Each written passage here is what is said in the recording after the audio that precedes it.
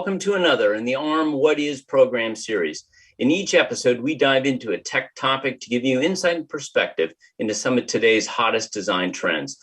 I'm Brian Fuller, editor-in-chief at ARM, and today we're going to find out what is 5G. No doubt you've heard about it. It's on the lips of every technology analyst and editor, but what is it exactly, and why should you care?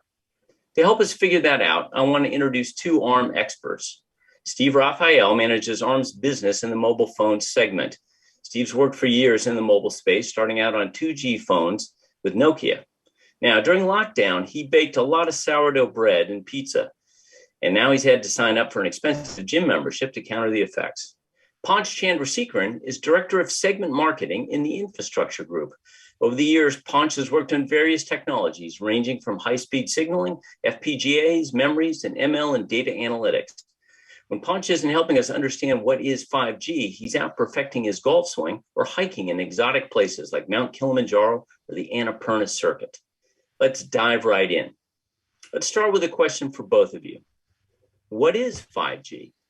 5G is the next generation of cellular technology, right? So if you look at history from going from 2G to 3G, 3G to 4G, has provided higher bandwidth, and that has enabled different applications like from just people talking to each other to people texting, to enabling applications. 5G takes it a whole level higher than that.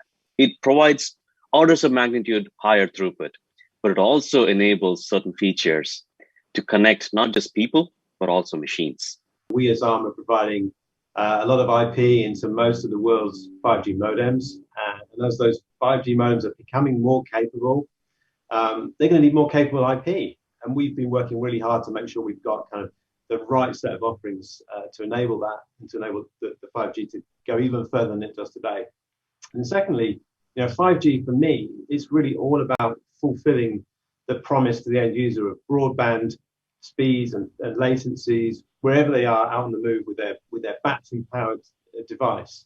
4G can theoretically provide the speeds that you get inside the home, but all too often it's not really the case due to spectral efficiency and capacity issues. And there are many occasions where we just end up with a few megabits of data.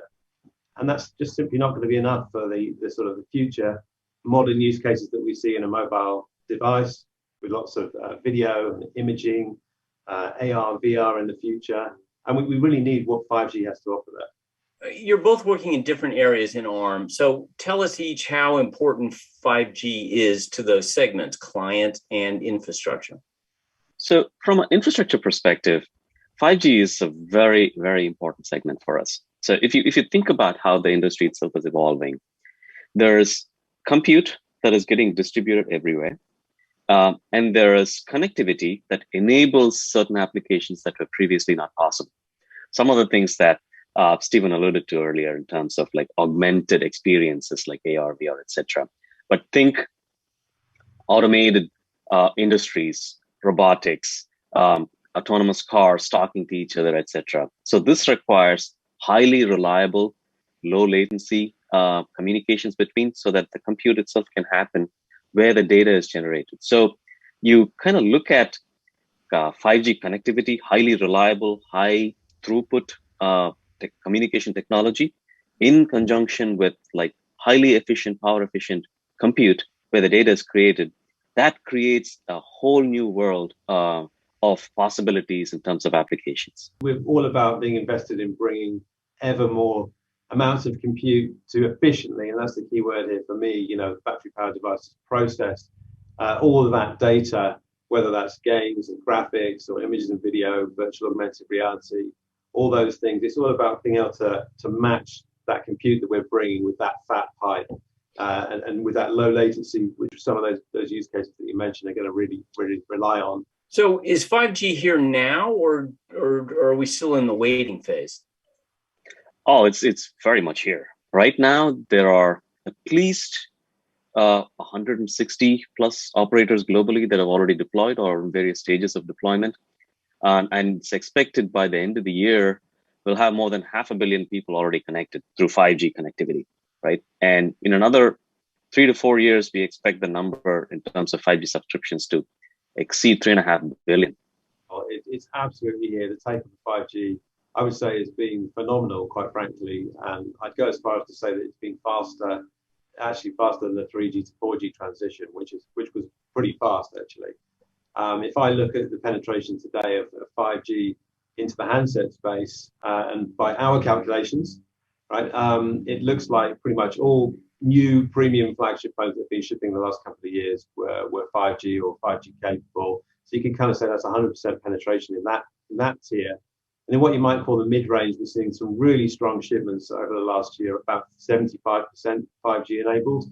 There's a lot of 5G appearing in the sub $250 phones, but there's still a lot more work that can be done there. We're working very close with partners to basically enable their 5G offerings to kind of go even lower and bring 5G to the rest of the market.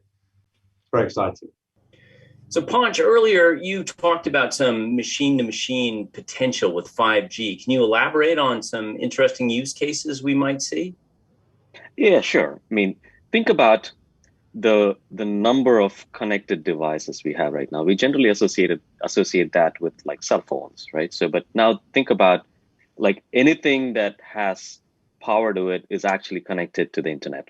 So it's the whole idea of IoT with millions of connected devices talking to each other in the network. And that creates a whole host of possibilities. Think automated factories where the machines are constantly transmitting data and use that data to use artificial intelligence, ML, for example, to optimize production. So in terms of automated factories, cars are getting increasingly autonomous. That is like a lot of data generated and a lot of data processed and a lot of data communicating between each other in a highly reliable, in an extremely low latency fashion. And another example that we can think of, which is very promising, is remote medicine in terms of like even augmented reality associated with medicine, including remote surgeries. So now you're looking at what 5G offers, right? So massive throughput in terms of data throughput, extremely reliable, low latency communication, and the ability to connect millions and millions of devices to the network. And that these are the things that enable these different use cases. Well, thanks, gentlemen. It sounds like 5G technology is really going to transform the world. Now, check out all our other What Is episodes here and be sure to subscribe to this channel because we'll be adding more as the year progresses. Thanks for listening.